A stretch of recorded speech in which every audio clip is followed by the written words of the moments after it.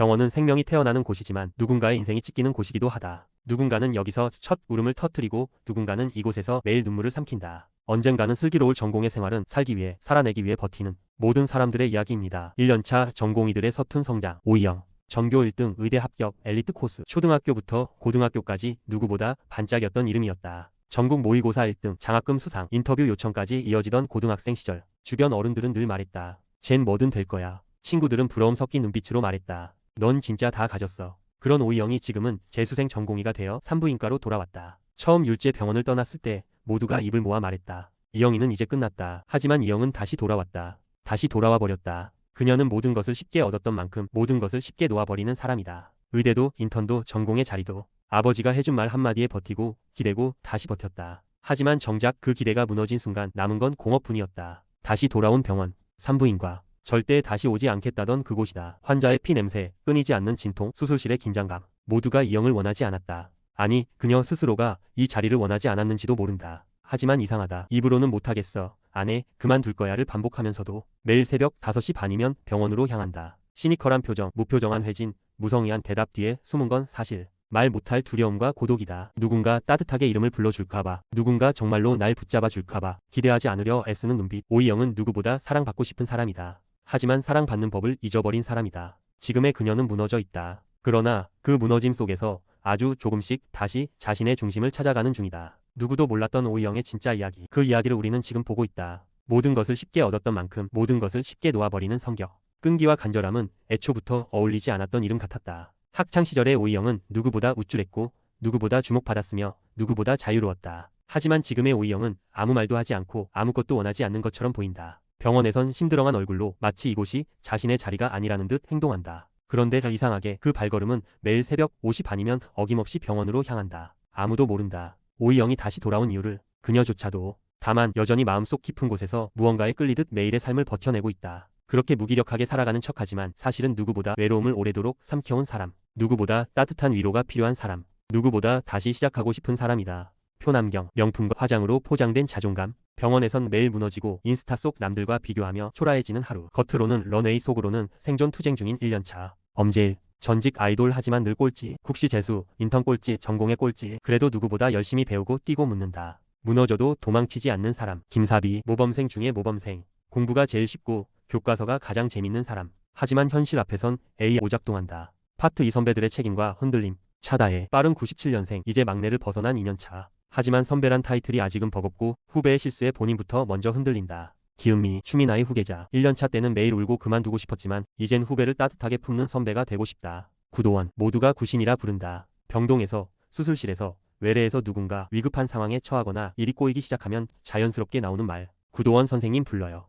그는 산부인과의 성주신이다. 마치 병원이 그의 집인 것처럼 새벽부터 밤까지 언제 어디서나 그의 그림자가 어른거린다. 모든 일이 그의 손을 거쳐야 돌아가는 병원. 교수부터 인턴까지 간호사에서 환자 보호자까지 모두가 그의 이름을 부른다. 걸음은 늘 빠르다. 후배들이 숨을 헐떡이며 차가야 겨우 발끝을 볼 수 있을 정도. 국밥 한 그릇을 1분 만에 비우고 복강경 카메라를 집도이가 원하는 방향으로 정확하게 돌려주는 섬세함까지 겸비한 전설의 4년차. 그런데도 감정의 기복은 없다. 응급 상황이 터져도, 산모가 갑자기 쇼크 상태에 빠져도 도원은 늘 심박수 90을 유지한다. 양궁 선수처럼, 사격 선수처럼 단호하고 침착하게 모든 사태를 정리한다. 그는 슈퍼맨처럼 보이지만 사실 누구보다 고요한 사람이다. 4년간 수많은 전공의를 보내고 수없이 많은 응급 상황을 혼자 짊어졌던 사람. 그래서일까? 누구도 도원의 속마음을 쉽게 들여다볼 수 없다. 그는 무너지지 않지만 쉬지도 않는다. 후배들은 그의 등을 보며 따라가려 애쓰지만 정작 도원은 어디에도 기대지 못한 채 앞으로만 걷는다. 모든 것을 책임지는 자리는 때로는 가장 외로운 자리이기도 하다. 구도원, 그는 병원의 기둥이지만 동시에 가장 조용히 울고 있는 사람일지도 모른다. 파트 3 교수와 펠로우, 어른도 흔들린다. 서정민 교수, 산과의 핵심 전공의 수련 담당 교수.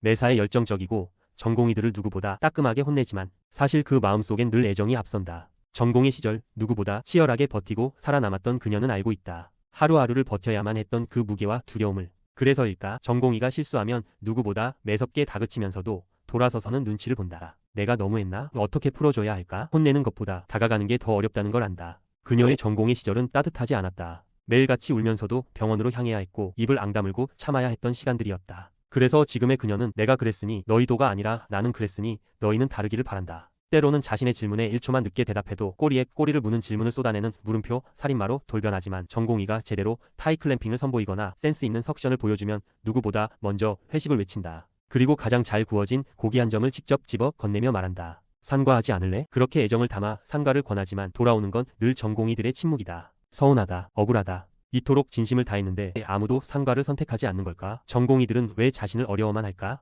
오늘도 그녀는 자신이 믿는 방식대로 전공의를 혼내고 웃기고 그리고 혼자 반성한다. 성장의 순간마다 서정민은 거기 있다. 공기선 교수, 산과 교수, 전공의들에게 그날 날씨보다 더 중요한 존재. 기분이 좋으면 아침 식사까지 챙겨주는 다정한 선배 같지만 기분이 나쁘면 어제는 괜찮다던 일에도 폭풍처럼 화를 내는 악마데우스. 전공의 시절 언제나 2등이었던 기억. 1등은 늘 임동주였다. 지금은 병원의 신이라 불리는 사람. 그리고 동기 서정민은 모든 교수들이 밀어주는 간판이다. 그 속에서 늘 뒤에 서 있던 공기선. 그래서 지금 그는 질투하고 비교하고 불편해한다. 어느 날은 동기 교수의 발표에 시큰둥한 표정을 감추지 못하고 또 어느 날은 전공의가 잘했다는 칭찬에 불편한 눈빛을 보낸다. 그럼에도 그는 병원과 사람을 진심으로 걱정한다. 자신의 기분이 얼마나 영향력을 주는지 알고 있고 그래서 스스로도 컨트롤하려 애쓴다. 가끔은 서툴고 가끔은 아이 같지만 그 안에는 어른으로 자라지 못한 과거의 그림자가 서려 있다. 류재위 교수, 부인과 교수, 차분하고 고요한 기운을 풍기는 사람. 수술실에서의 손놀림은 예술 같고 목소리는 늘 잔잔하다. 전공의들에게 혼낼 때조차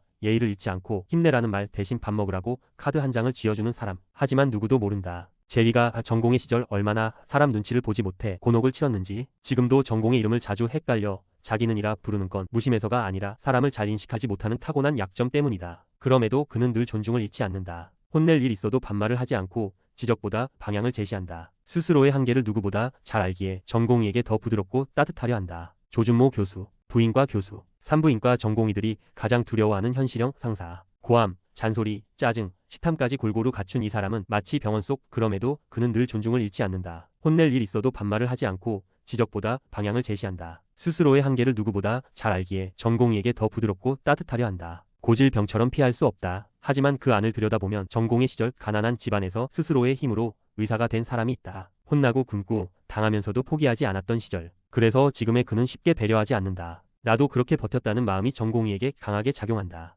하지만 그가 진짜 원하는 건 전공의가 살아남는 것이다. 그리고 오래 남는 것이다. 명은원, 부인과 펠로우, 추미나와 함께 전공의 생활을 했고 모든 교수들이 미나를 찾는 사이 홀로 남겨진 기억이 선명하다. 그래서 그녀는 먼저 교수 타이틀을 달고 싶었다. 그래서 본원을 떠나 종로 율제로 내려왔다. 지금의 은원은 누구보다 열심히 아부하고 전공의를 부려먹고 교수들 앞에서 빛난다. 하지만 전공의가 똑같은 방식으로 그녀를 건너뛰려 하면 불편해진다. 내가 당한 만큼 너희도라는 복수의 언어로 관계를 쌓는다. 그러나 진짜 두려운 건 지금의 자리도 결국은 흔들릴 수 있다는 것. 새로운 1년차의 등장이 그녀의 룰을 깨뜨리기 시작했을 때 명은원은 본인이 잊고 있던 과거의 자신과 다시 마주하게 된다. 추미나에게 밀린 열등감으로 종로 율제의 피신, 전공의를 부리며 권력을 누리지만 1년차 등장으로 균열이 시작된다. 파트 사다른과 레지던트와 인턴들의 생존기, 박무강, 소아청소년과 2년차, 후배도, 동기도, 선배도 없이 과 전체를 혼자 감당한다. 아이들을 보는 과라지만 그의 눈빛은 아이 같지 않다. 날이 선다. 표정이 없다. 아기 괜찮구만. 그 무심한 한마디에 산부인과 전공의들은 눈살을 찌푸린다. 하지만 누구보다도 병동에서 오래 있었고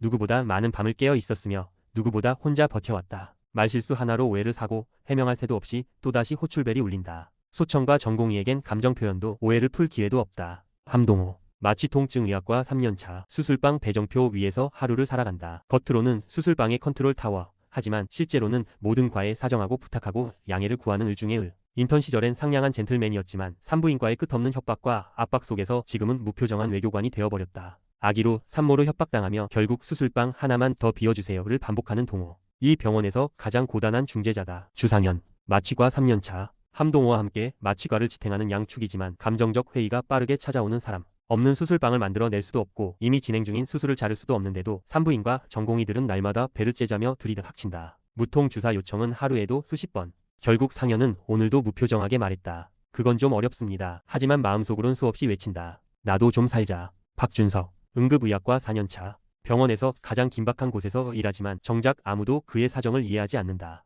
응급실에는 늘 환자가 넘치고 의사는 부족하며 베드는 풀풀이다. 그럼에도 탁과 전공의들은 따져 묻는다. 왜 이렇게 늦었냐? 왜 우리를 불렀냐? 이건 응급이 아닌데요? 그 말에 준석의 속은 끓는다. 하지만 소리치지 않는다. 그저 속으로 대낸다. 지금 여긴 진짜 지옥이야. 탁기온, 병원에 첫 발을 디딘 인턴. 의대 6년을 통과했지만 환자 앞에 서면 눈앞이 캄캄하다. 다들 날카롭고 바쁜 이 공간에서 기혼만 어딘가 엉성하고 느리다. 하지만 신기하게도 환자들은 기혼을 좋아한다. 교수님들은 기혼을 챙긴다. 간호사들은 기혼에게 말을 건다. 타고난 친절함과 진심 어린 표정이 병원 사람들의 마음을 흔든다. 그래서일까? 산부인과에서는 이 기혼을 절실히 원한다. 하지만 아이러니하게도 기혼은 산부인과를 원하지 않는다. 모두가 원하는 존재. 하지만 정작 본인은 아직 자기 자리를 찾지 못한 인턴. 그것이 탁기혼이다. 박무강. 혼자 일당백으로 소아과를 담당. 피곤하고 무표정하지만 마음은 따뜻하다. 말실수 하나로 산부인과 전공의들의 미움을 사기도 한다. 박무강.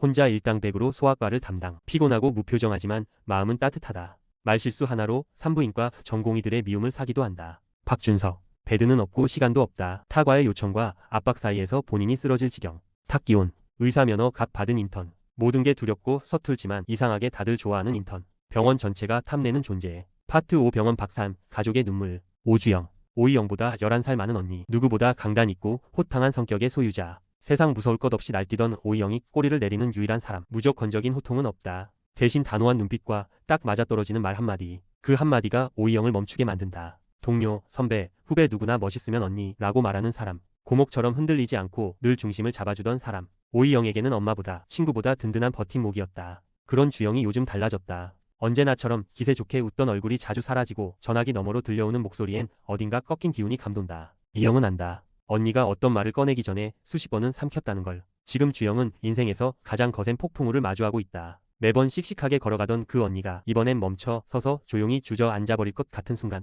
이영은 무섭다. 언니가 무너질까봐. 그리고 그런 언니를 자기가 다 안아줄 수 없을까봐. 구승원. 오주영의 남편. IT 회사 연구원. 세상에서 가장 조용한 사랑꾼. 말보다는 눈빛, 문자 속 마침표 개수만으로도 아내의 기분을 읽는 사람. 결혼 7년 차. 아직도 주영을 볼 때마다 눈빛이 따뜻하고 눈썹이 내려간다. 처음엔 회사에서 만났다. 혼자 밥 먹고 혼자 커피 마시고 사람과 적당히 거리를 두는 게 편했던 승원. 그런 그에게 같이 하는 게 더 즐겁다는 걸 처음 알려준 사람이 바로 주영이었다. 그래서였을까? 늘 우유부단했던 승원이 주영과의 결혼을 결정하는 데는 단 1초도 걸리지 않았다. 일을 그만두겠다 했을 때도 다른 걸 해보고 싶다 했을 때도 그는 반대하지 않았다. 늘 그녀의 선택을 지지했고 앞으로도 그러고 싶다. 하지만 지금은 다르다. 이번에 주영이 다시 선택한 길이 너무 험해 보인다. 너무 아파 보인다. 그녀는 또 가시밭길을 걷겠단다. 물론 승원은 함께 걸어갈 각오가 돼 있다. 그런데 정말 그녀가 다치면 어떡하지? 정말 그녀가 또 한 번 무너져 버리면? 그녀가 가시에 찔려 피 흘리는 모습을 그는 더 이상 견딜 수 없다. 사랑은 지지이자 보호다.